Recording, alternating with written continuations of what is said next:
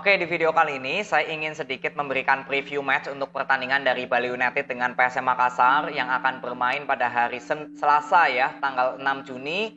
Kick off-nya jam setengah 7 malam waktu Indonesia bagian Barat. Dan kalau di Pulau Bali dan di Pulau Sulawesi ini jam setengah 8 malam ya, karena jam kick off-nya dimajukan 1 jam.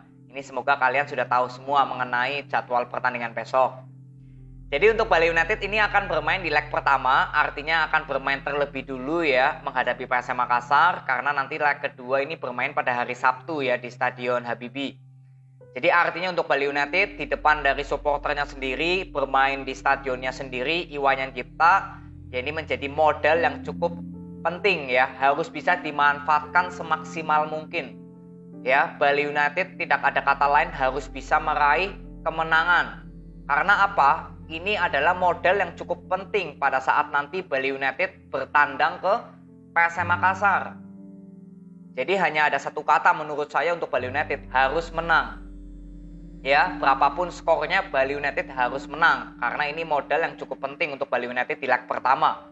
Dan bagaimana dengan PSM Makassar? PSM Makassar tentunya untuk memperoleh hasil imbang itu sudah cukup bagus ketika bermain di leg pertama. Apalagi menang gitu misalkan, ini jauh lebih bagus karena artinya PSM Makassar nanti ketika bermain di kandangnya sendiri di leg kedua ya PSM Makassar sudah memiliki modal yang cukup bagus.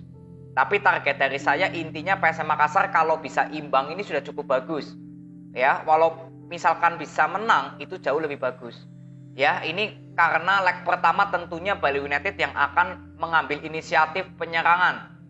Ya, seperti kita tahu kalau di sepak bola manapun kan permainan di tuan rumah itu pasti lebih inisiatif menyerang. Apalagi ini playoff ya, kualifikasi yang hanya mempertemukan satu kali bermain di kandang Bali United dan nanti satu kalinya di kandang PSM Makassar.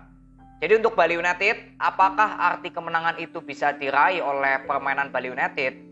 Kalau melihat dari permainan kemarin lawan Persebaya Surabaya, artinya Bali United harusnya ya ini bisa menjadi PR untuk bertanding lawan PSM. Karena apa? Yang kemarin saya sudah bilang, saya sedikit ragu jika permainan Bali United saat kayak kemarin lawan Persebaya, saya sedikit ragu bisa menang lawan PSM Makassar. Karena saya sudah beberapa kali nggak terlalu percaya dengan skema permainan dari Teko. Skema permainan dari Teko ini terlalu mudah ditebak. Permainan melalui sektor sayap, melalui passing long ball atau passing bola atas, dan melalui set play bola mati.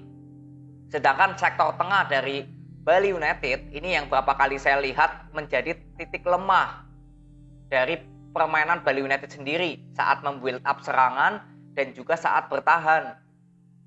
Makanya kemarin pada saat lawan Persebaya saya mengatakan ya bahwa Teko ini benar-benar harus bisa berpikir secara matang bagaimana cara mengcounter permainan di lini tengahnya Bali United untuk nanti bisa menyerang atau bisa bertahan. Karena kalau sejatinya lini tengah Bali United nggak bisa maksimal, ini akan sedikit berbahaya. Karena PSM Makassar ini sudah cukup bagus di semua lini, terutama di sektor tengah ini. Ya, PSM Makassar juga sangat konsisten di sektor tengah. Dan ini kan tentunya Bali United yang saya ingin lihat besok adalah di sektor tengah. Nah ini semoga bisa mengimbangi permainan lini tengah dari PSM Makassar atau jauh lebih bisa bagus lagi daripada lini tengah PSM Makassar. Ini akan sangat lebih baik. Makanya sektor tengah inilah yang dari Bali United yang saya ingin lihat besok lawan PSM Makassar. Kalau di sektor sayap saya kira semua pemain-pemain dari Bali United dan PSM Makassar sama-sama bagusnya. Ya, saya nggak terlalu memikirkan sektor sayap. Lini belakang ya ini juga menurut saya Bali United ini kan di musim kemarin apalagi setelah kehilangan William Pakeko ya itu kan benar-benar terlihat ngedrop ya atau jumlah kemasukannya cukup tinggi. Nah ini juga kembali lagi ingin saya lihat bagaimana sektor tengah untuk menjaga kedalaman sektor pertahanan. Kemarin lawan Persebaya Surabaya kita bisa lihat lah ya proses-proses terjadinya peluang untuk Persebaya itu karena sektor lini tengah ya atau gelandang bertahan dan dengan pemain belakang ini berapa kali jaraknya sering berjauhan. Inilah yang menurut saya harus diantisipasi oleh Bali United karena sektor tengah dan sektor pertahanan ini kalau misalkan nggak ada perubahan saat kemarin lawan Persebaya, ini sangat harus berhati-hati untuk permainan dari PSM Makassar. Karena PSM Makassar ini ya memang kalau untuk masalah menyerang ini cukup cepat, membuild up serangnya cukup cepat.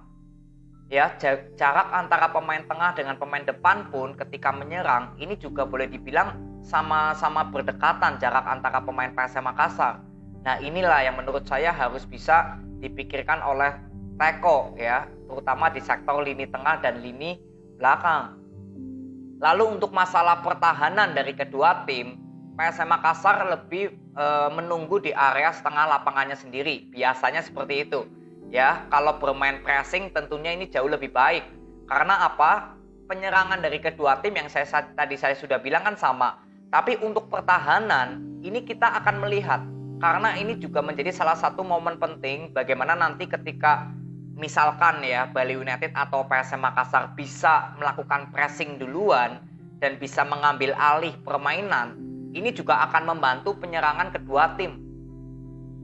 Ya, maka dari itu saya akan mengatakan bahwa jangan sampai ada kesalahan-kesalahan kecil yang dilakukan oleh kedua tim. Ya, karena yang saya kira atau yang saya bisa perkirakan gitu ya, penyerangan dari kedua tim ini sama-sama bagusnya. Tapi kembali lagi masalah finisher, ya, masalah finishing. Inilah yang saya ingin lihat dari Bali United, yaitu pada saat membuild up serangan. Jangan terlalu banyak atau jangan terlalu lama untuk membawa bola dari sektor sayap. Karena terlalu lama membawa bola artinya ada waktu sepersekian detik untuk para pemain PSM Makassar kembali lagi ke pos mereka. Ini yang beberapa kali saya lihat tim-tim dari musuhnya PSM Makassar kenapa kesulitan untuk menciptakan gol lawan PSM Makassar, itu karena beberapa kali yaitu terlalu lama membawa bola. Jadi PSM Makassar ini saat membangun serangan dan bertahan ini sama-sama cepatnya. Nah, ini yang harus dimanfaatkan oleh skema permainan Bali United, terutama dari Teko. Jangan sampai terlalu lama membawa bola. Kecuali kalau Bali United besok bisa bermain dengan bola possession, itu beda cerita.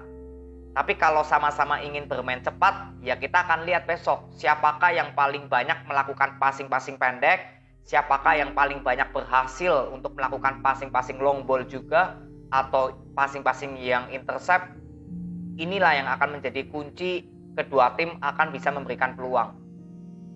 Ya, inilah yang saya bilang bahwa permainan dari Bali United dengan PSM Makassar sebenarnya sama untuk bertahan dan menyerang. Tapi yang menjadi kekhawatiran saya untuk Bali United adalah di sektor tengah di pertandingan besok. Dan saya berharap sektor tengah Bali United di pertandingan besok lawan PSM ya semoga sudah ada perkembangan yang lebih baik lagi pada saat sebelumnya lawan Persebaya. Ini yang saya ingin lihat di pertandingan besok.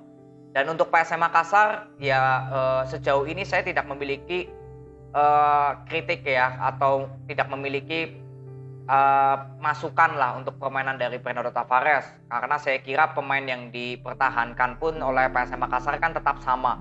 Jadi besok mungkin kalau menurut saya mungkin Adilson dan Kike ini mungkin bisa masuk di babak kedua, karena kalau dilihat kan PSM Makassar belum melakukan pertandingan uji coba ya di persiapan musim ini ya. Jadi mungkin Kike dan Adilson mungkin mulainya dari bangku cadangan. Ini perkiraan saya.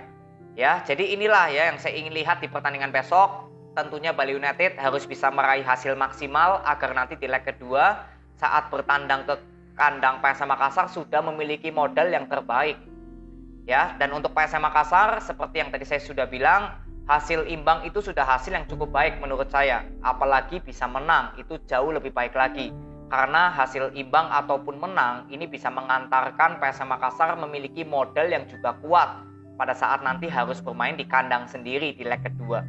Ya, jadi inilah preview yang saya bisa berikan kepada kalian. Kita akan menikmati pertandingan besok dan kita akan bahas lagi di video review antara Bali United dengan PSM Makassar. Terima kasih, sampai ketemu video berikutnya. See you.